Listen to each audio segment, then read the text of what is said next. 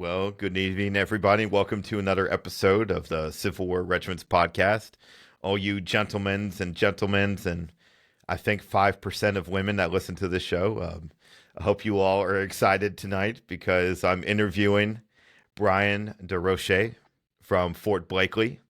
He's an avid living historian. He's been living and working for Fort Blakeley for a long time now, and many of us reenactors, live historians are acquainted with Brian. We see him on social media. We see him when we go down to Blakeley every other year, and for all the many battles and living history events that we recreate there. And so this interview has been a long time coming. I've really been excited at the opportunity to interview Brian, and it doesn't really matter. We're finally doing it now.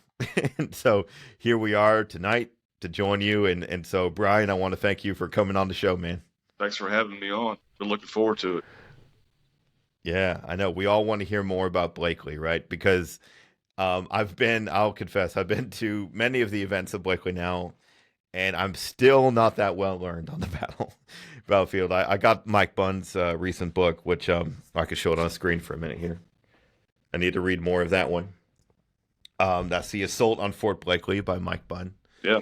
And, of course, I've heard you talking about it, Brian. And so I look forward to myself learning more today and hopefully our listeners and viewers getting a better understanding of Fort Blakeley and some of the lesser-known Western battles and campaigns, and we're going to talk about it. But, like, this one was such a late campaign in the war, it kind of gets overshadowed by a lot of the final events of the war, Appomattox, the Lincoln assassination, everything else is kind of like... I feel like Fort Blakeley just gets, forgotten amid all that in April 1865. So, but before we dive into the full Blakeley chat, I kind of want to hear a little personal anecdote from you, man. And as far as like when did you, find your interest in Civil War history, and how young were you, and when did that fire come about for you, man? Well, the interest in the Civil War, that started when I was probably 8 or 9 years old. And I know you're a huge college football fan, so you'll understand this. But my parents would always go to the Alabama-Tennessee game. It didn't matter if it was in Tuscaloosa or Birmingham even, or if it was up in Knoxville. So on that weekend every year, my sister and myself would go to Mississippi to stay with my grandparents in Hattiesburg, Mississippi. Well, my grandmother, my mom's mom, was her parents. My mom's mom was a history nut. I mean, she loved history. Any history, didn't matter what it was, she liked it. My grandfather was a military historian. He loved war movies and all that kind of stuff. I mean, who doesn't like a good war movie? They were nudging me along, and they were kind of fanning those flames, if you will, buying me books, and they were take me to sites, and they took me to Vicksburg one summer. But anyway, the weekends of the Tennessee game, there was a reenactment down at Beauvoir, Jefferson Davis's house. Every October, the third weekend of October, that same Saturday is the Tennessee-Alabama game, and they would take us down there and we'd watch. So the first year I went, I think I was about 8 or 9, and I just was blown away with what I was watching. They're having this battle, and it looks so real to me. You're a little kid, and it was just really cool. And it took me probably 2 or 3 years to get up the nerve to go talk to any of these guys. And the ones that I talked to happened to live in Mobile, where I'm from, where I live. And just got up, started talking to them. And that's kind of how it all started with the reenacting part of it. And I think my first event was in 1989. I don't even know if you were alive yet. Were you born in 1989? Yeah, see? Yes, I'm the old fart. 1989 was my first event, and been going ever since. But yeah, it all goes back to my grandparents in Mississippi, which, they're both deceased now, but they would absolutely get a kick out of seeing me now and watching where I go to work every day, for sure. Yeah. Well, that's special. And I love when it's within the family like that too. And that means a lot. And I always say, my dad is, he was really interested in history, and what got me kind of helped add on, he wasn't involved in reenacting or anything, but we would always go see reenactments together, and we would make a point. I've been in Alabama, so we would go traveling to all the little rinky-dink Alabama living histories or battle events, and which makes me surprised that like I had no idea. Me and my dad both had no idea Fort Blakeley existed until many years later. But it was like there were so many things in Alabama that kind of are unknown or forgotten, and I love how there's attention now at Marbury Confederate Memorial Park, Yeah. and then you have Fort Blakeley, and there's a lot more events and activities in Alabama than there was a while back, it seems. Yeah. Yeah. Well, Blakely is so obscure for a lot of the reasons that you mentioned during the intro. It's the day that Lee signs the surrender of his army. It's overshadowed by the assassination and all that, even though that happened after the assault. But something that's kind of annoying to me when I'm giving a tour or if I'm talking about Blakely and I tell them, they'll ask me, well, didn't this happen the day that Lee surrendered and ended the Civil War? I'm like, that's partially correct.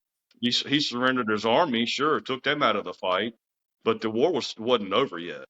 And they kind of stand there, they can't grasp that concept because in their mind it all revolved around Robert E. Lee and what his guys were doing. Well, we know that wasn't the case, but it's just kind of annoying to me. But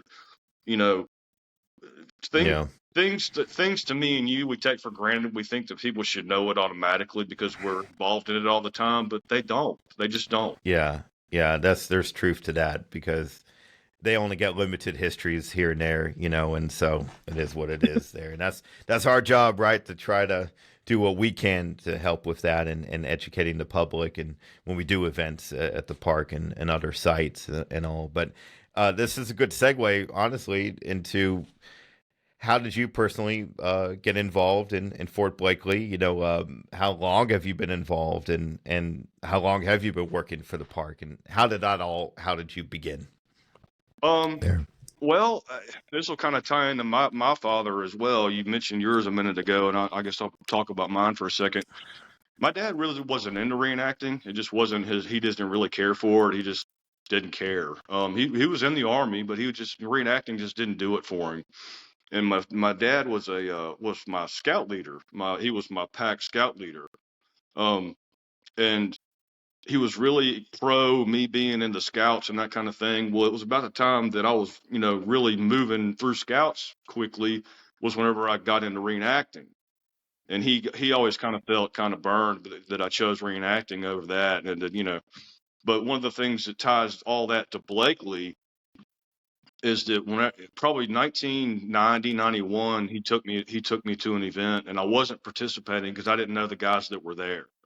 And it was a living history inside Redoubt 4, and I'll never forget this. I remember standing there, and they only had the one lunette or the one redan on the far right side. They were using that, and they were doing like live action, more or less like miniature plays where they're setting off ground charges and all that, and showing from the Confederate side from behind it what it looked like during action, and taking hits and that kind of thing. And then you watch from behind. Well, I remember standing there and telling my dad, this is really cool, but it needs to be the whole redoubt or the whole fort. The whole fort needs to have guys in it to make it look right. And then, come to find out all these many years later, we were able to pull that off a couple of times over now. So that's kind of cool. But as far as my involvement with the park as a ranger, let's see, I've been a ranger it'll be 8 years in September. Yeah, September 12th. It'll be 8 years. But I was volunteering, working on the earthworks and stuff way before then. I started doing that in 2000 whenever I was going through my divorce. I was bored and I had nothing better to do at night. And I kept talking to a buddy of mine, Dr. Stacy, Dr. Christopher Stacy. And one night he finally asked me, he said, man, you need something to do. Besides go to work and just sit around and sulk every night. Yeah. And it made sense. And he said, how far? I was living at Daphne at the time, which is south of Blakely. And he said, do you ever go to Blakely? He's a reenactor too. And I said, well, I hadn't been up there in a while. And I used to go in my 20s. I would go and hike with my dog and that kind of thing. But it had been years since I'd been back. He said, you need to go up there and just walk around. So I went up, and of course it was pretty different from what I remember, and it's very different now.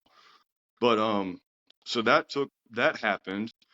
And then around that same time frame, I think Walter Cook and Eric Brugworth had hosted a small living history at Blakeley.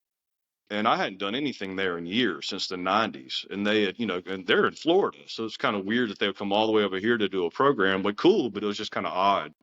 And I was already friends with Walter, or I knew Walter.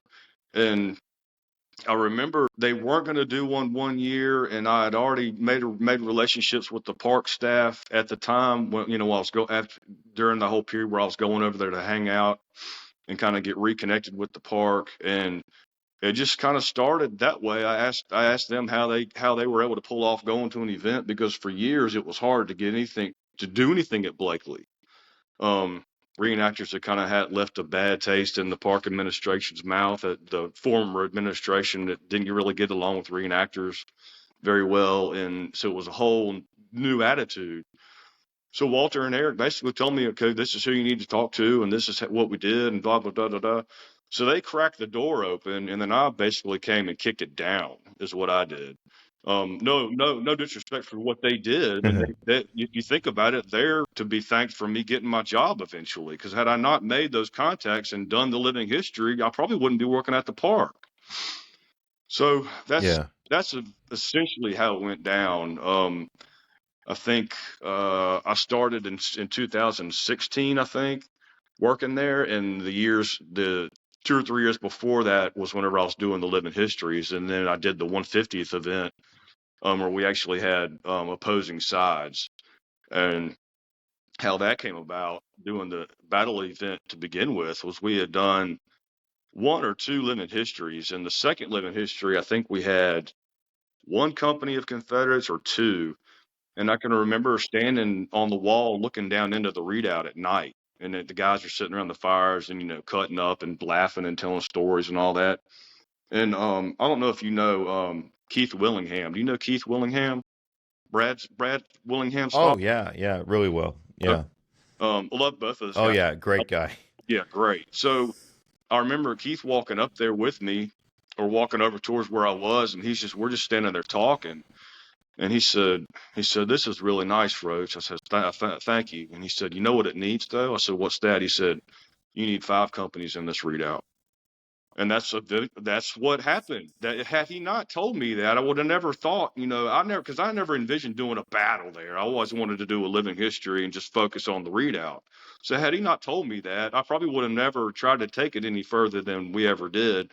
So I attribute that to Keith in large part. There's other people that have been involved, but it all started with him telling me that. I hope that answers that question. That's awesome. Wise. Yeah. Keith's a wise old man. Good guy in the hobby. For sure. But no, that's great. Yeah, it all starts somewhere. There you go, everybody. That's where we all begin, get involved. But it's like, you already had those connections, and they just grew, as you're going. And yeah, you're right. If you hadn't already been involved somewhat like you were, then maybe you would have missed some opportunities there. And so it's great to see. It's great to see how much has progressed since then. Everything has small beginnings, but to see where it is now and what it used to be is tremendous. Oh, it's crazy. The changes that have been made, and I'm not going to take sole credit for any of it, but it's just the timing of things, the chronology of it all. It's all happened since my boss got hired, and then he hired me, and then things started to happen, my boss, Mike wasn't the director for years and years and years. Mike, I think Mike got his job 2 years before I started, I think. And I was the first person that he hired on, because he saw he knew we had become. Oh, wow. Yeah. And he saw the interest that I had in hosting living histories for the park. So when the spot came open, he called, and I was completely done with remodeling houses. I was over it. So he called me, and I was at football practice with Jack, and he called me like 4 or 5 times. And I'm thinking, what's going on? Did I leave something out at the last living history or something? I didn't know if I'd messed up, because he never called me before then. It was always email, And finally, I looked at the other coach. We were doing drills at practice, and I said, man, let me go in the parking lot and call this guy back. I don't know what's going on. I need to call him though. So I walk out and I call him. I was like, "Hey, what's going on?" He starts laughing. He said, "I didn't mean to alarm you, but I've got a ranger position open. Are you interested?" I said, "I can start tomorrow if you want." He said, "Well, it's a little bit more drawn out than that. But yeah, here's when we need to do the interview." And so it's the rest they say is history. There you go. Yeah. There you go. Well done. Yeah. That's awesome. But man, no, thank you for all that. And I think this is another good segue to, you know, you've been doing a lot of work recently. I mean, you're always doing work, but like, what are some of the things just recently that you guys have been doing at the park? I know your Facebook and your media has been posting a lot of the updates, a lot of the new signage, or a lot of the preservation work. So, like, what's the most recent work that you all have been involved in? As far as like improvements or additions to the park, as far as that's concerned, we've had things going on in the background that I haven't been talking about for probably about 2 years now. With the acquisition of Readout 2 happened about maybe 3 years ago. We got that, and about 2 or 3 years ago that happened, and then more recently we acquired Readout number 3, which is closer to the park proper. You can actually get to it kind of through a backdoor way if you know the way from the inside of the park. You can get to 3, but you have to access either one of those. You have to go out on highway and go up to Cloverleaf Landing Road and take a left and then go down. And you're essentially coming up. You're essentially entering the rear area of the United States Color Troops. You go through their lines and then you come up on 3. And before you get to 3, you can take another right and go down a hill and back up to the top of the bluff, and that's 2. And if it were still there, you could go further to the right and be on number 1, but number 1 sits underneath a house. So it was destroyed, I think, in the 70s. Somebody built a house on it, didn't know what they had. So 1's gone. Okay. There's probably a 10-foot section of the far right wall of Readout number 1 that you can see from the road, but if you don't know what you're looking for, it's just a mound of dirt, Yeah. That's 2 major improvements. We after Hurricane Sally really did a number on our boardwalk that's down in the side of the old town where essentially where the Confederates that could escape, that's where they made their way to, was the waterfront, because they were trying to literally swim across and get away from the pursuing Federals after the assault. That general area, that's where the Confederate headquarters was during the siege. That's where the main hospital would have been. That's where your commissary, any horses that they kept inside the lines would have been there. The majority of the horses have been taken to Mobile. General Maury recalled them, but the ones that were there would have been kept there. That kind of thing. Just a rear area headquarters. The boardwalk has been altered and improved. It now shoots further out into the river. And I think it's 100 times better than what it was. So that's another big improvement. But the biggest thing that's going on is the county is assisting us in paving the roads. So, and that's kind of a love-hate thing from my personal perspective, because it just kind of, in my mind, it kind of detracts from the historical purity of the site, I guess you could say. Mm-hmm. The other side of that is it takes road work maintenance off my plate and my coworkers' plate. We don't have to worry about fixing potholes anymore, none of that. So we can focus on other stuff. And I've been assured by the boss that we're going to do everything we can to more mimic a period style road out on the battlefield in front of Readout 4, so it doesn't really detract from that area. So you're not looking at it like a freaking highway running across the battlefield out there. So that's pretty cool. But yeah, that's the biggest thing that's been going on. It's going to be done in segments over, I think, a 3 or 4 year period, and then all the roads will be paved. So, and there's other stuff happening coming up that I'm not really at liberty to talk about just yet, because all the pieces aren't in place for that to happen just yet. So, as much as I want to talk about it, I probably maybe the next podcast I'll talk about it. There you go. There's always a reason for another one. But you guys are definitely keeping busy, and that's a good thing. And so, I think it would benefit our listeners now if you could kind of give an explanation on the history of the fort. When exactly was Fort Blakeley built, and what was its primary purpose during the Civil War, up until the battle? Well, essentially, Blakeley is there to protect the deep water approaches to Mobile. Mobile was one of the last Confederate ports to fall during the Civil War. I think Wilmington held out longer. And a matter of fact, Wilmington might not have ever fallen. I'd have to recheck my. I'm not 100% sure about that. At any rate, it's one of the last ports to fall. It was the second most heavily defended city next to Richmond. The only problem with that is that the theater that Mobile is in, they never had enough Confederates to adequately man those earthworks. I mean, the earthworks were monstrous. There 3 lines of very impressive, distinct earthworks on the, running from the south to the north on the western side of Mobile. Well, the Federals didn't want to even attempt an assault they didn't even want to mess with it, because after the Battle of Mobile Bay, Farragut actually got north of I think he got north of the Dog River Bar and started taking shell fire from some of the water batteries that were down south of Mobile, and they turned around and went back out. And basically that kind of proved that Mobile was a formidably defended city, and we should probably try another route of to take it. So the works at Spanish Fort were developed on the southern end of the access, more or less the Tensas River is how you enter that access network of the deep water approaches. Blakeley's on the northern side of it, and then out in the river itself, you have batteries Hugie and Tracy that guard the mouth of that first entryway river. But that basically they ramp up defenses basically after the Battle of Mobile Bay is whenever they really get heavy after it. There was a what we call the Big V fortification. Is essentially directly behind Redoubt number 3 and 4. It sits. Do you remember where the Whaley Center is, where we had all the artifacts that one year, and that we had that cannon? I think in the 2019 Yes. year. Okay, if you're headed towards that from the main road, on the left hand side is the Whaley Center. Well, if you turn to the right, that's where the Big V, or the Stockton Road Redan. That's where that is. So I've always believed that that's the first fortification that they built at Blakeley to cover the Stockton Road. They ran from Stockton, Alabama into Blakeley. So then, you kind of take it further than that. The maps that I have show the readouts being the first things that were constructed. Those were constructed by mostly by not just by the Confederate engineer officers, but they were constructed by contracted slave laborers contracted from Thomas Mayer, Mobile.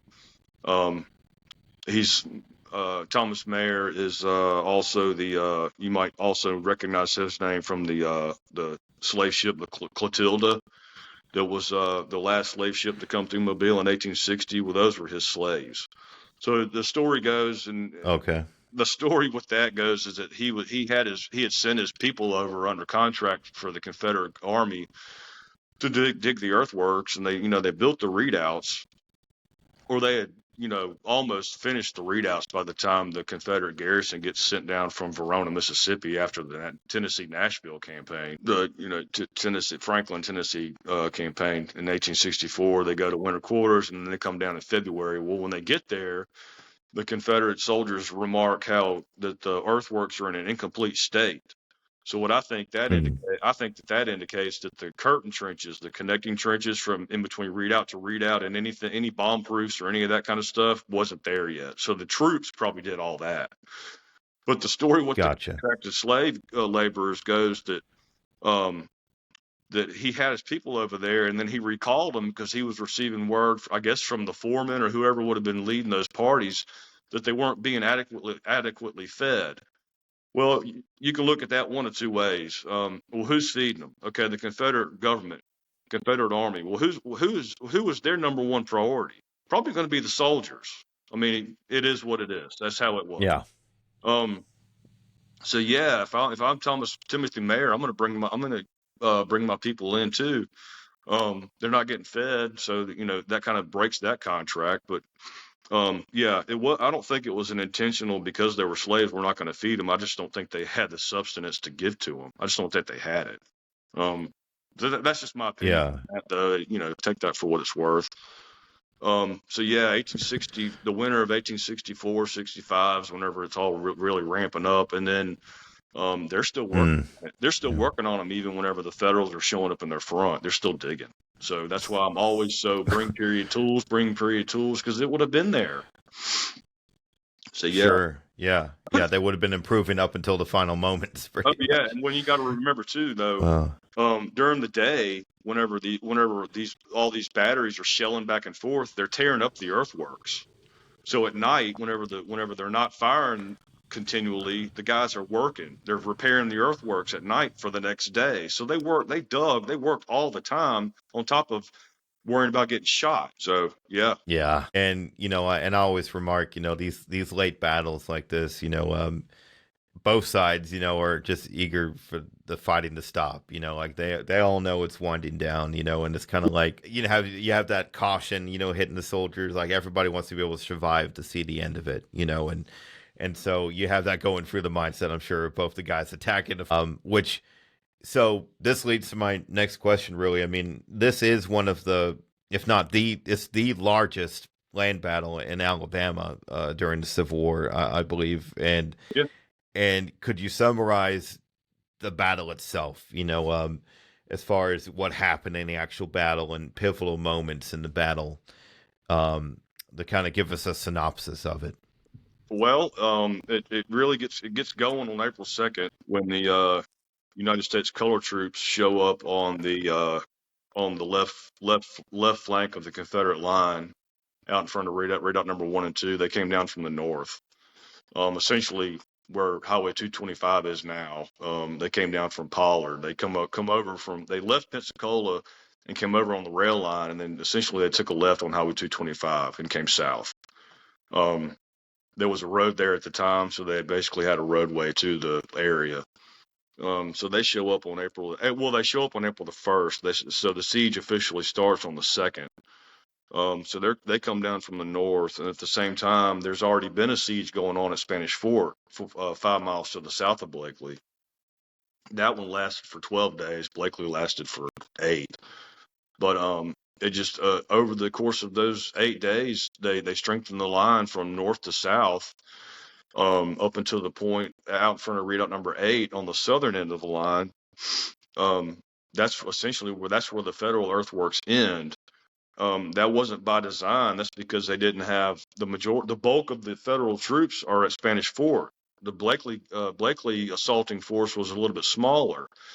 So what you have happen on April the 8th, the Confederate garrison at Spanish Fort, they escape. In cover of darkness, they left Ector's Texas Brigade. They left them behind to cover the retreat, and the Federal brigade on the right flank attacks them. They're going to storm the works. They storm the works, and they realize that there's nobody in them.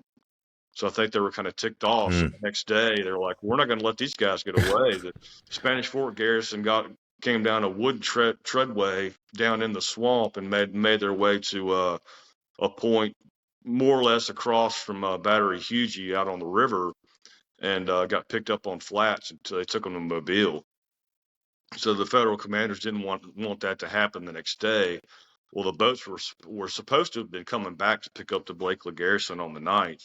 They didn't get there in time because at 5:40, the Federals assaulted from the 3rd parallel and overran the line, as we know.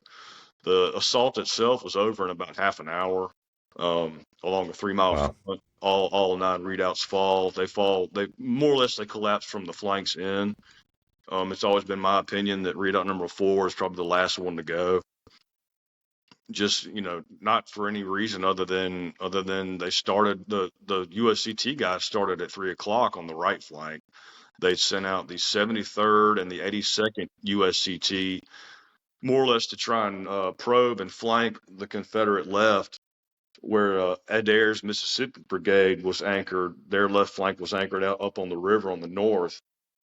So they're, probing around up north, and they basically get bogged down, skirmishing back and forth with the Confederates, and more or less it turns into a stalemate, and they kind of pull back a little ways, and then the USCT guys were basically stuck in a mire, and a figurative mire. They're just kind of hanging out waiting, and they all of a sudden they hear all these cheers from their left, and it's the white troops going forward during the assault, and then they all jump up and let's go. So that's when they all went in together. So that's kind of cool. I was reminded of that today. We were up at what we call Blakeley North, the new USCT trail network, and I've read all these panels before. I installed most of them, or me and my coworker installed most of them.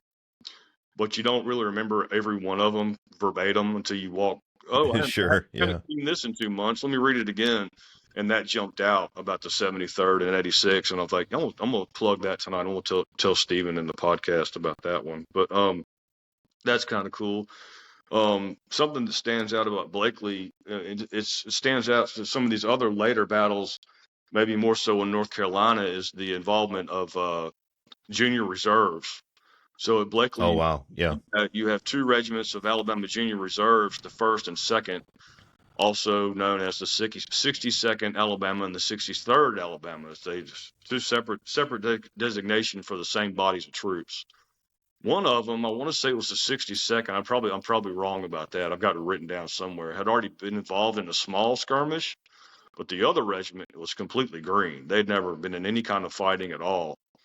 But from all accounts, they served with honor, and it wasn't a lot of just turning around and running kind of stuff that maybe you might imagine 15, 16, 17-year-old kids who were fighting guys that had been fighting for 4 years, 3 or 4 years in some cases. They did their duty. And that's half the garrison, and then the other half is you've got the Mississippi Brigade, that was formerly French's division. French's division in name is there, but he's not there personally. He'd been wounded at Nashville, so French is not there in person. The division is commanded by Francis Marion Cockrell, and his brigade, Cockrell's brigade, is commanded by James McCown, who was the former colonel of the 5th Missouri Infantry. So you have the Mississippi Brigade from French's division. You also have Cockrell's brigade, even though he's commanding the division at this point, that's his brigade. And I'm not going to go on a soapbox diatribe about how I think the Missouri Brigade is the best brigade on either side of the war, either theater, but it's a famous brigade. Yeah, very famous brigade. I won't bore everybody with that talk, but yeah. So that's it. Oh, and all the artillerists are veteran Army of Tennessee artillerists that got sent to Mobile after Nashville with no cannons. So they left all their cannons on the field at Nashville during the rout. So my ancestor was part of that. Yeah, I had one that got captured at Nashville. So you have this veteran and raw recruit, this raw conscript garrison. They did the best that they could. St. John Liddell was the overall commander of Spanish Fort and Blakeley. Liddell had fought in Claiborne's division earlier in the war and got sent out west, I think with Kirby Smith involved them. Trans-Mississippi, sometimes I forget those guys' names, but he got sent out there, and then he gets pulled back before the Mobile campaign kicks off, and he gets placed in command of Spanish Fort and Blakeley. He remarked afterwards that had he been able to retain the Spanish Fort garrison on the 8th, he could have held the Blakeley line indefinitely. I mean, because then you have almost 6,000 Confederates in that line. Would it have changed anything? No. It would have, upped the casualty rate or the casualty list, but would it have changed the outcome? Probably not. It would have just drug it out a couple more days. But I've always found it interesting that he said that, given the odds. I mean, you have all these thousands of Federals out there and all their resources and whatnot, and then you got this, small garrison. But he felt like even though they could have held on, so that's kind of yeah. And what's intriguing to me is Blakeley has a little bit of everything, if you will. Like, you have boy soldiers involved. You have hardened Confederate veterans of the Missouri Brigade involved. You have hardened Western Federals involved. And you have a division of USCT involved. And so there's so many intriguing aspects that you can look at, because that's a multitude of different points of view in one quick battle, between new soldiers, old soldiers, and what have you. And so that's intriguing alone, to just have that diversity in the battle like that. But I do have to ask you too, what were the battle casualties? Like, I know, of course, like Confederate side, in the Civil War, you would have captured included in casualties sometimes, but like what was the actual like killed and wounded in the battle, and was it significant on either side?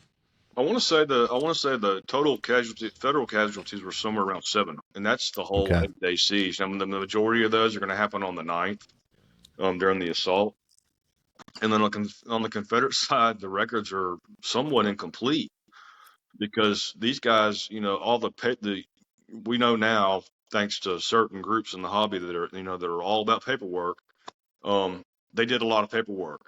But whenever you're overrun and you're running for your life and scared for your freedom, you don't want to be a POW. You're not going Yeah. to stop and bring your paperwork. So what happened? What would happen in your mind to capture paperwork at the end of a war? I mean, the war's over. Let's burn this. Here's a fire pit right here. We'll get rid of that. So Yeah. the casualty reports are pretty incomplete. Makes sense. But there's a friend of mine that's been working on a more detailed casualty report from the Confederate side. I'm not sure how far along he is in that project, but there is an effort being made to more accurately come up with those figures for the Confederate side. But like I said, the federal side, the majority of those casualties are going to happen on the 9th. The biggest loss that I'm aware of would involve the 76 Illinois. They're going to come over the works near essentially in between readout number 3 and 4 on the 9th during the assault. There, what's going to happen is um, James McCown, who I mentioned earlier, was commanding in paper. He was commanding the Missouri Brigade. His official command was he was the colonel of the 5th Missouri, and at this point, the 3rd and 5th Missouri, they had been consolidated over, casualties and losses over the 4 years they'd been fighting. Mm-hmm. So he's their direct commander, but for this situation, he's the brigade commander. Well, during the assault, he had pulled the 3rd and 5th out of line in between readout number 3 and 4, and they had marched in column down to the left flank towards Redoubt 3 to help repel the USCT guys that were coming around from 1 and 2, because on both flanks of the line, once the Federals broke through, they wheeled. They wheeled on both ends towards Redoubt number 4, essentially to sweep down the backside of the line. So he had pulled his guys out and taken them down there to repel the USCT troops. I'm not sure. I guess they fired a volley or two and countermarched and came back to their position in line. And as they're returning, the 76 is coming over the earthworks. Well, the guys are jumping over. You can picture it in your mind out of like a scene out of a movie. They're coming over the works. Right at that time, the 3rd and 5th comes back online, goes into line of battle, and fires a point blank range, and drops like 40 or 50 guys right there, point blank range. I'm not sure the Wow. exact number that it killed. It killed a bunch of them though. But that one federal regiment had the largest casualty count at Blakeley. Wow. Yeah. Yeah, and it's devastating when it's the final battle too. I'm sure it's devastating for that unit too. They're like, you're almost there. Like it's almost over in a few more minutes. Like the fort is yours, but you have those staggering casualties even in the final moments happening. Yeah. And so Yeah. wow. And I noticed too, and you really do I know you're adding as you go, but like you're trying to represent the locations of each regiment that fought at Blakeley, right? Or you have these little green signs too, like little signage posts. Are you trying to eventually like mark every regiment that was in line, and how hard is that to kind of find, to go and see like, okay, where was this regiment located and exactly where do we put this marker? It's actually easier than you would think, and the reason I can say that is, are you familiar with the history of the campaign of Mobile, the book by C.C. Andrews, the division commander? He was there. He actually was at Blakeley, and Oh wow. Okay. Okay. he Moore's brigade, the brigade that the Federals that reenacted Blakeley, they portrayed some guys from Moore's brigade, so that's their commanding officer, Andrews. In 1866, he penned the book. He came back down to Blakeley and brought his own artist with him and did all these period sketches. Well, in his book is a very detailed map that shows you where all the federal units were on the field. and they're in the lines. So we have Oh wow. Okay. I have a blown up version of that hangs on my office wall. So anytime I'm now, where was the 52nd Indiana? Oh yeah, they were right there. So it's easy. But yeah, we're trying to Nice. as accurately as possible, trying to place those markers more or less where the color guard would be in line along the trench line. That's how I do that. So, and for an artillery unit, I'll usually have 2 signs per battery. And at the readouts, I'll get directly behind each of the artillery lunette or redan and place it in the middle of that. And then there will be an infantry unit inside the middle of the readout.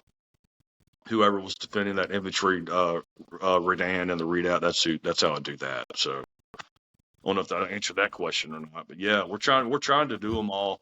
No, it does. Yeah. And something that's cool is that we've never had Spicely's brigade of Spicely's brigade of Andrew's division is to the north or to the right of Moore's brigade, the one the 76th Illinois came from, or that's their brigade. We've never had those regiments posted because we didn't have a trail or anything along that line. Well, Monday, my coworker and I and 2 park volunteers that are just great volunteers, I've known them for years. The 4 of us did a trek and we properly marked out for that trail. So that's in my mind, to me, that's like my next big pet project is to cut a trail and then eventually a more substantial path along his brigade trench line, which ends at Cloverleaf, and all that's on that map from Andrew's book. So yeah, Wow. all those signs done up eventually, and then I'm sure Mike will want the USCT regiments placed at some point. The problem with the USCT placement is they're the only troops on the field that we don't know exactly where the regiments were. We know where the 73rd and that 86th were on the 9th because they did the flanking maneuver, but the rest of them, we just know where the brigades were. We don't know where the regiments were. I mean, we know who was there, we just don't know where in line. Okay. Kind of frustrating, but maybe we'll Gotcha. cross that information at some point. Yeah. Wow. Well, I applaud the work that you guys are doing there because it's I mean, the show is Civil War Regiments, right? And so it intrigues me, and that's what interests me all the time is see those markers and see that representation there.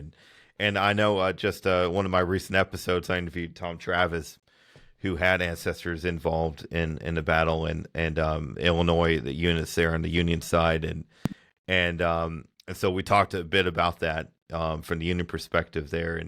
But like, Brian, did you have ancestors there at Blakeley? Any of your ancestors serve in the battle there? I did not. I thought that I did, and then I came across information that showed that he was dead. I had 2 that were in the 6th Missouri. Oh.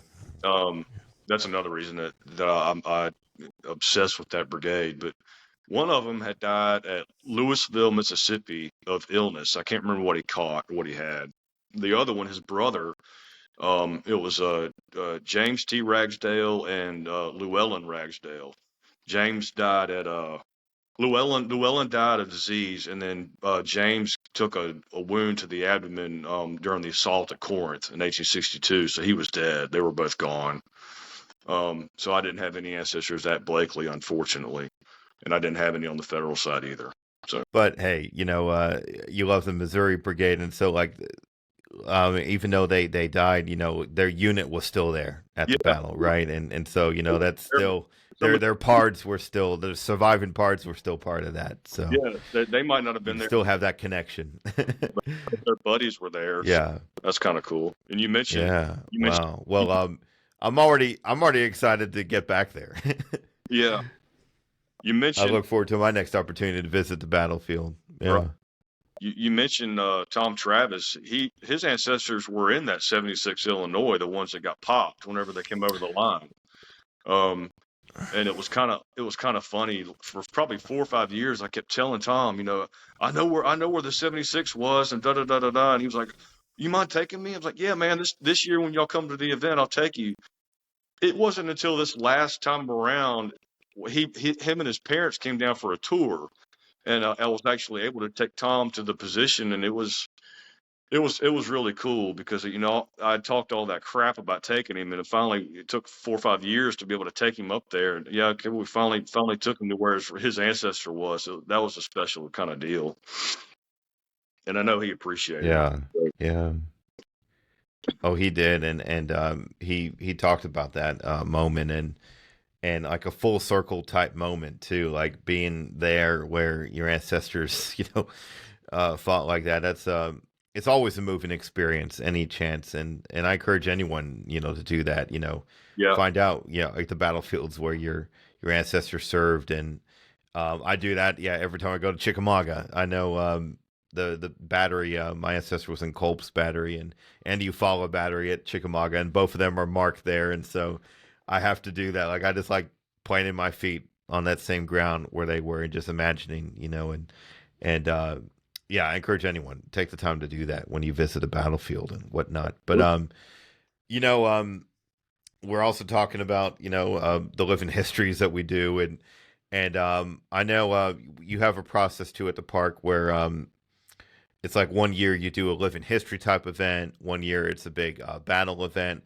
And what's unique too is typically the battle events are open to the public and everything. So I wouldn't mind if you plugged like when the next upcoming events are that people can see. What is the next living history, the next battle event, and what are some of your, what are some of your plans that you could tease a little bit for participants and visitors for the next events you have coming up?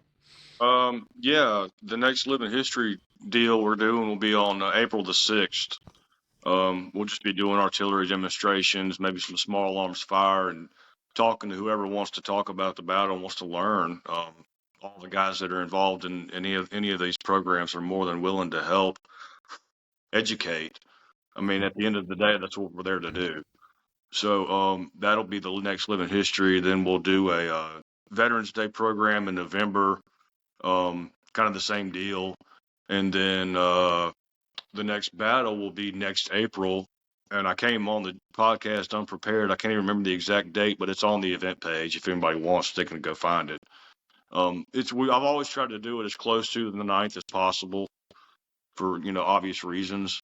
And then Sure. Yeah. registration for the next event will be open on the 9th here in 2 weeks. So it'll open on the 9th.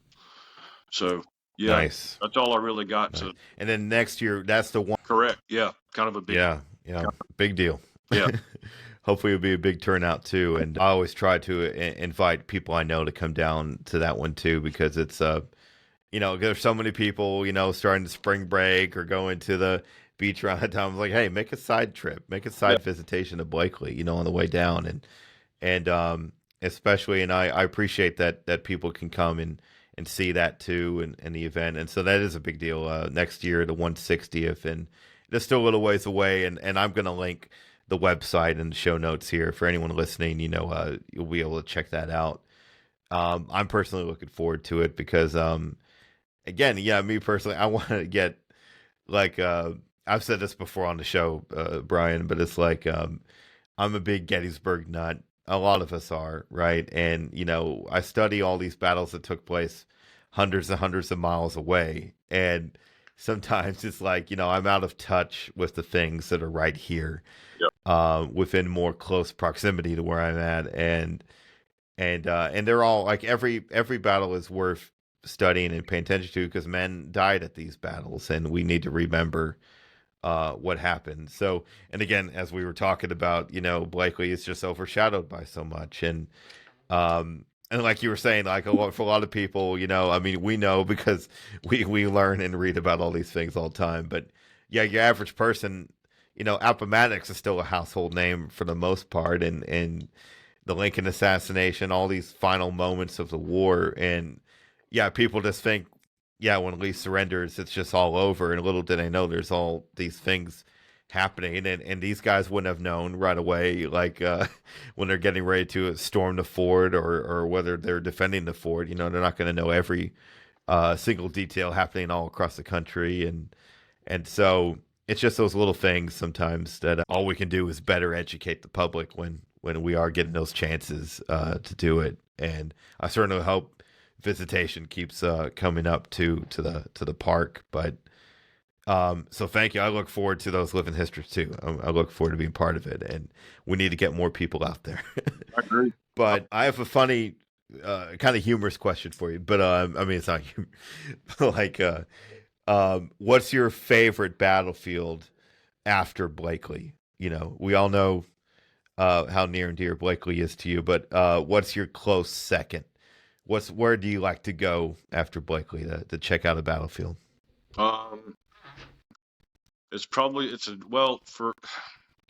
for different reasons. I would say Franklin and then Sharpsburg after that. Franklin for the obvious Army of Tennessee connection. Most of my ancestors were in the Army of Tennessee. And then Sharpsburg just because of the way it looks. I haven't been up there in several years, but I remember how I liked the lack of modern intrusion at Sharpsburg when I was there. So I like it better than Gettysburg. Not that there's anything wrong with Gettysburg. Gettysburg's great, but Sharpsburg just is a little different to me. But as far as like favorites, just because that's the one I like the most, it would be Franklin.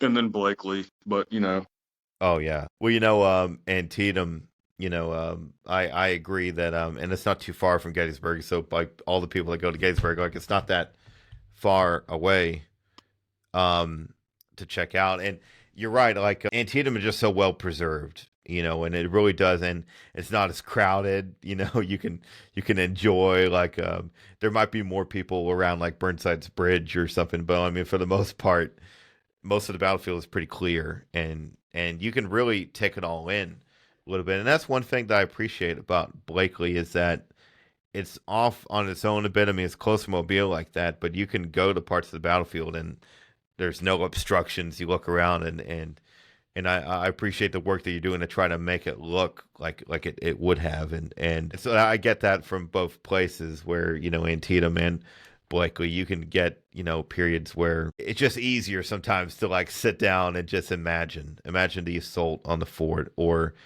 if you're at Antietam, imagine troops marching through the cornfield.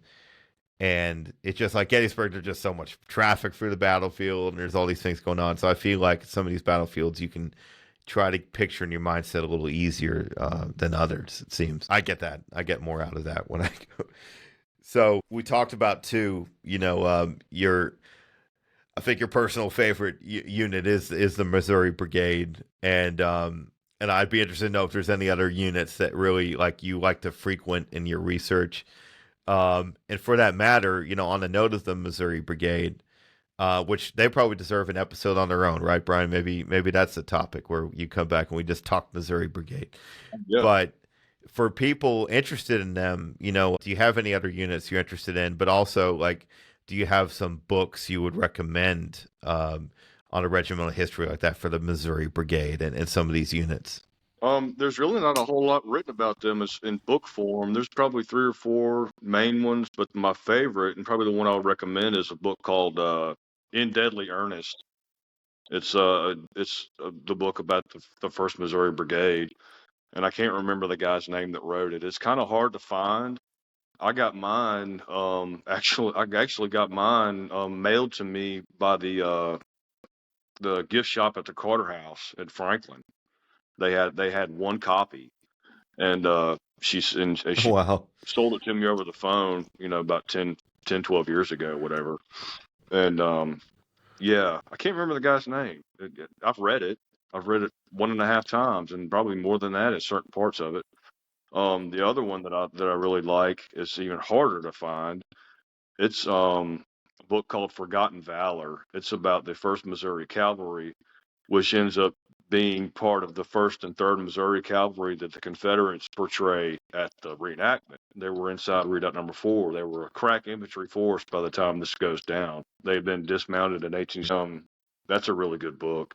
I mean, you really got to want to know about the Missourians to get that book though, because it's freaking 2.5 inches thick and it's nothing but Missouri stuff. So you really got to be into that. Um, so yeah, personally, those are my 2 favorites, but I'm biased. And then the other unit question, any of the units in Claiborne's division have always interested me for some reason. Probably for a lot of the same reasons why I'm into the Missouri Brigade. They're just, they were always in the middle of everything. It seems like always in the thick fights, and Ringgold Gap was always a cool thing to read about to me. What they did to the Federals at Ringgold Gap, that was always cool. But yeah, probably Claiborne's division, and then that other army in Virginia. I actually had relatives in Hood's division. They were in Law's Brigade. It was a father and 3 sons. They were in the 44th Alabama. They actually went up Little Round Top, and Wow. all 4 of them survived. I think one of them got wounded, but all 4 of them survived Gettysburg. It's kind of incredible. Wow. Yeah. Wow, that is incredible to have that many in that battle too. Wow. And when I'm lucky, And did all of them survive the war? I want to say one of the sons dies later on. Maybe he might have got killed at Chickamauga. And then the father I know lived. Okay. The father went on to become a physician, or he was a physician before the war, rather. And he's actually got a monument dedicated to him. Dr. Looney Ragsdale was his name. And I can't remember what town the monument's in, but it's not a Confederate style monument. It's for the Dr. Ragsdale. And I would have to look. There's probably pictures of it on Google Images of his monument. I saw him years ago. But yeah, that would be my other favorite unit. The one unit that I actually like in the A and V is the Alabama Brigade. Well, I mean, hey, I'd be all over that if I had ancestors in there. Like, that's incredible to have that many that stormed Little Round Top like that, and that's a lot to take in. I'm sure when you do go to Gettysburg, and it's like, and I always admired the fact that Hood's division in particular, and it was a big chunk, but like the troops like that fought in the East and the West, right? To fight at Gettysburg. So like you're storming Little Round Top, and then literally like a couple months later, you're in Chickamauga, like storming like Snodgrass Hill and stuff over there, and it's like to be part of one of the 2 biggest battles in the war is pretty incredible. Did you go to the first Minnesota thing we did at Gettysburg? Were you there? Yeah. Okay. I went to the 15th Alabama one too when we stormed Little Round Top. Yeah, that was cool. I missed that one. I'll always kick myself for missing that, but I wasn't at that. But I did go to First Minnesota. So my other A and V relative that I know about was in the 9th Alabama, and okay. 9th Alabama, as you know, was in Wilcox's brigade that the 1st Minnesota attacked. Well, it didn't really hit me until after it happened, but how weird is it that I had a relative coming from that direction, and it wasn't about me, but it's a personal thing for me. We make that charge down the hill. No, we got hit by the storm before that. Yes. Yeah. That's why it stood out. It was like before y'all charged, here comes the storm. It was like, is that my relative speaking to me? No, it's kind of crazy. Like, why are you here representing the other side? And I fought here.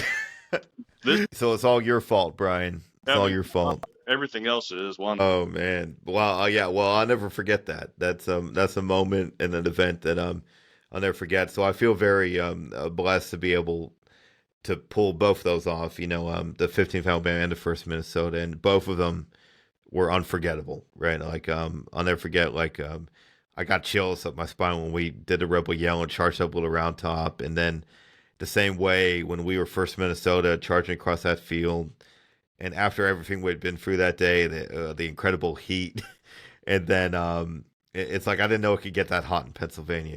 It's like I'm like, what in the world is happening? Yeah. It's like this isn't Alabama, but but we survived it, and it's really incredible. And I do. When I saw those storm clouds coming over, man, I was like, that's Wilcox's brigade heading this way, man. Yep. And yeah, so I'll never forget that. Wow. So maybe eventually we need to do like the other point of view. We'll do Wilcox's brigade charging over, and maybe we can do that in a few years. Cool. Well, the cool thing about that is the ancestor that was in the 9th, he was the older brother of 5 other ones that were in the 16th Alabama that were in Claiborne's division. Wow.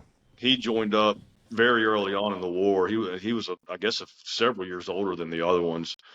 1862 rolls around. I think that's when the 16th Alabama was raised. I could be wrong about that. He actually, the guy in the 9th, Peter McGowan. These guys are on my dad's side. The Ragsdales are on my mom's side. Peter McGowan ended up dying in Mobile. He, I guess he got sick, or maybe he got wounded in a fight that I haven't read about. It was after Gettysburg, obviously. He actually dies in the McGowan family home in Mobile, Alabama, on Government Street. I mean, I could go over there right now and look at the house, but I didn't find that out until about a month ago. I was looking into something with the McGowans and found an article where it talks about Peter McGowan, 9th Alabama Company C, passing away at his family home in Mobile. It was like a newspaper that I found. Pretty cool. Yeah. Yeah, I know. I just recently signed up for newspapers.com, and I've been having a heyday on there, just finding all these obituaries of my ancestors or old articles like that. You never know what you might find, but it's pretty crazy. In fact, I found something where my ancestor served in the Eufaula Light Artillery, and I found this article from like 1950 something where they interviewed supposedly one of the last surviving members of the Eufaula battery, and he had all these claims about how like he personally like fired a cannon at Sherman twice and Sherman got away. And I'm just like, sometimes like you have to take those with a grain of salt that like, okay, yeah, sure. but you find some like little hidden gems there sometimes in these papers, and so I always encourage that. Yeah, But I don't want to sound too much like an old geezer, but as we're doing a podcast, I mean, I'm on my phone doing mine. I guess you're on a laptop, but I miss the newspaper, man. Like, we don't have newspapers anymore. It sucks. yeah, I grew up having to always, like, after church every Sunday, like, stopping at a gas station, my dad would go get a paper. And I used to love, I read the comics growing up. I had to go read the comics and the sports papers, and so I do, like, I'm with you. Like, it's been a while. I got used to it. I scroll on my phone like everybody else does, but there's times where I'm like, yeah, there's something cool about newspapers, man. Yeah. And you never know. Maybe we'll have like a revival, or maybe somebody will revive the old reenactor newspapers. Yeah. Like why don't you start like a Fort Blakeley newsletter, Brian? We'll get a new mailing list going. It would be entitled "Get off the Earthworks," or it would be "Register." The Register. Yep. Yeah, the Register. That would be good. I'd buy it. I'd sign up for it. Right. There we go. We can make it happen. But this has been great, Brian. I really appreciate your time talking about all of this, and I really I hope this is at least a beginning dive, too, for people that I know, like, we know about it, and there are just so many people, outside of living history hobby that's never even heard of Fort Blakeley. Yeah. So I'm hoping that the more projects are done at the park and the more attention it gets, and I hope this helps my listeners at least find out more about Fort Blakeley. But for you personally, what do you want people to get out of Fort Blakeley, especially when people do come and visit the park? What are you hoping that people go home with and come away with after experiencing Blakeley? I think the main thing is for them to really grasp how big the battlefield actually is. I can't tell you how many times I've been out on the main road, headed up towards the front of the park going to the office or going to the gatehouse or whatever, and some random older couple or whatever couple will pull over and flag me down and say, "Where's the battlefield?" And I'm like, "You're on it." And but as time has gone on, more stuff is being done to illustrate where things are.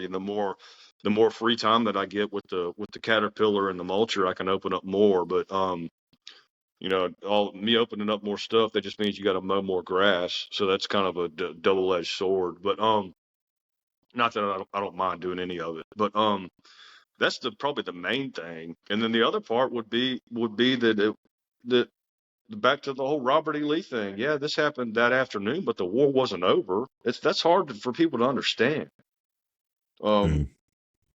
I guess thirdly, if there is a third, would be that Blakeley was fought more with the shovel and the spade than the rifle, because these guys were digging all the time, working all the time, especially the Federals.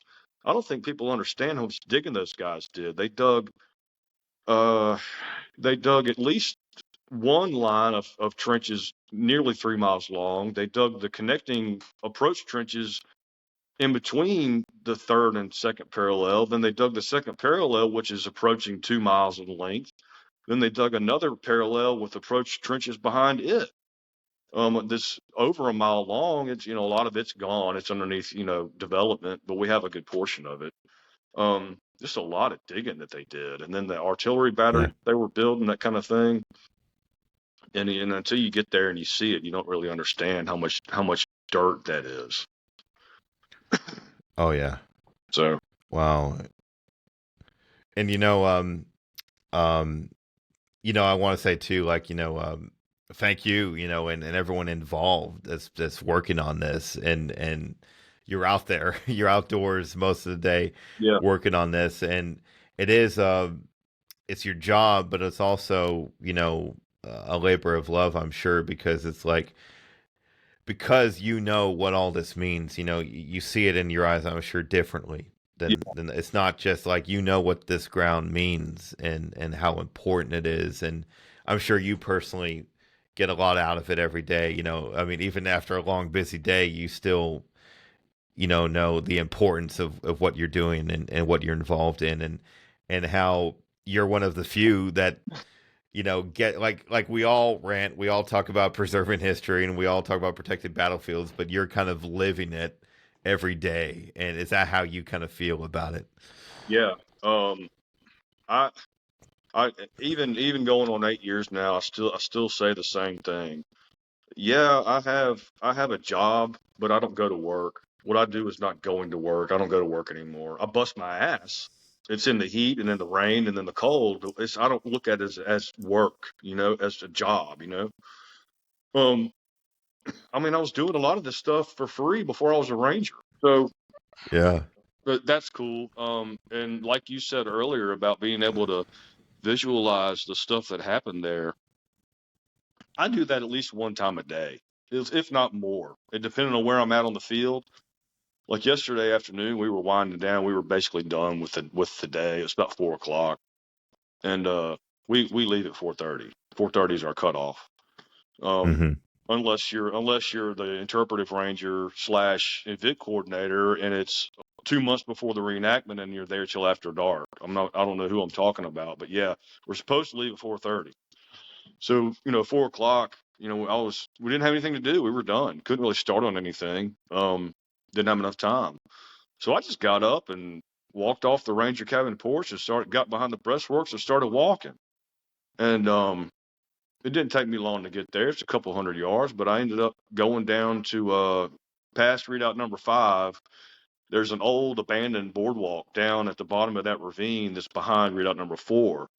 And to get to it, you're not supposed to walk on the earthworks. That's where the trail used to be. That's why it's an abandoned boardwalk. We moved the trails off the works. I mean, why would you have the trail network on the earthworks? It's beyond me. But that was the old style of thinking. That's how they used to do it. And Yeah. kind of make your way down. Well, I didn't get on the earthworks. I'm not going to do that. Go around and you can kind of get to where that old boardwalk is. And you go down a little ways and there's a set of stairs. And I sat there for probably at least 30, 35, 40 minutes. And I wasn't messing around on my phone. I might have posted one or two memes and then put my phone down and just kind of sat there and chilled and thought about where I was and what happened there. And I was sitting at the base of that ravine, at the base of the earthworks where they disappear into the swamp. Right, redoubt number 4 is right in front of me. You can't see it because of the vegetation in that swamp. And then to my right is the path that the 20th Iowa would have taken from their brigade position across out in front of 4. They bypassed redoubt number 4 during the assault and went down and across that creek, which is now a swamp. It wasn't a swamp back then. And then came across, more or less moving from my left to right, going up the hill that I just came down to take a Confederate one gun artillery position that's still there in the line. I would have to take you there to show it to you. But actually, I took some pictures. I'm glad I'm thinking about this. I need to post those later or tomorrow. And they're actually credited for capturing that one gun position during the assault. But yeah, I just sit there and envision that, and envision it without all those damn trees. But yeah, it's just kind of surreal sometimes to think about what I do for a living, and then Yeah. some people whenever they get bored or they have downtime at work they play solitaire or something like that. Well, I go and I envision the frickin' Civil War battle. Oh yeah. And Yeah. it's all over the field. It's all over the park. There's always some little something that went on having to do with the battle. So that's kind of cool. Yeah. It's not just a field. It's not just a piece of wood. Like stuff happened here. Yeah. And so that's what trying to do to bring in that attention. And so as we close here, Brian, what like I'll let you plug the website and the visitation hours, like what are the regular hours, that people can visit the park, and also for people that want to support the park, what's the best way to do that if they want to help preserve it or help donate it? Is a way to go about that? Well, they can visit the website. I want to say it's www.blakely.com. I can't remember, but it'll pop up. It's the only Blakely Park probably in the world. Facebook is the same way. We have a Facebook page. In the editing process, if you'd like, I can send you the proper stuff that you can post whenever you post a Oh, video. I'll be sure. I'm going to post all the links in the show notes. So we'll be good. Both the Facebook page and the website have event calendars and ways to make reservations. We have rental cabins on the park property. We have a 50-foot pontoon boat that we take on tours. We have a wide variety of boat tours that we do. It's not just Civil War. We're also a very pro-naturalist site. We have a lot of wildlife, vegetation interest at the park. Not only at the park proper, but also, we can access the Tensas River Delta, Mobile Bay. We go up to 27 Mile Bluff, which is the original French site of Mobile's, where Mardi Gras actually started. Um, and yeah, just really cool stuff. I'm doing a tour tomorrow to go up to Tensas River with a group to see the site of the post World War II Ghost Fleet, where we had the U.S. Navy had a mothball fleet up in the river. They had hundreds of ships there after the World War II. I think a few of them were pulled out for Korea, and then I think by 1981, 80 or 81, the last one was pulled out. A lot of them were scrapped. Some of them were turned into artificial reefs out in the Gulf of Mexico, and some of them were repurposed and used for other stuff elsewhere. It's pretty cool. Wow. It's kind of weird though to take anybody on a tour of a ghost site. There's nothing really to see. It's like they're not here anymore, but if they were, they'd be right here. But people are into it, and it's a cool That's story. what we do. It's a cool story to tell, and we have pictures that we can show them. But that's just that one cruise. We do all kinds of. We got like 27 or 28 different tours we do. Let's see. We have an event center that you can rent. We have a lot of weddings there, weddings, conferences, birthday functions, that kind of thing. Let's see. I'm trying to think of what I'm leaving out. As far as helping the park financially, I would look for means on the website or on the Facebook page. We have a Friends of Blakely program where you can purchase a yearly membership. It's not very expensive, but you have, with that one-time fee per year, you get unlimited access to the park itself, unlimited gate entry. That you don't get. Oh wow. You don't get free boat tours and free cabin rentals and that kind of thing. It'd be cool if you did. But we have 28 RV pull-through camping sites. And we have, we have over 30 tent camping sites. Some of the tent camping sites are what we call improved camping. They have a water spigot and electrical connection right there at your campsite. And then the other campsites are just primitive, what everybody knows is a campsite. So Gotcha. And what's that area? What do you call the area where so there's not many monuments at Blakely, but there is a little section where there's a few monuments. There's like I want to say maybe 4 monuments or so in a row. And where is that located in the park? Again, like I think there's an Alabama monument and that's more or less that's the area right in between Redoubt 6 And then on the side of the road there is the site of the original cemetery from the town of Blakeley.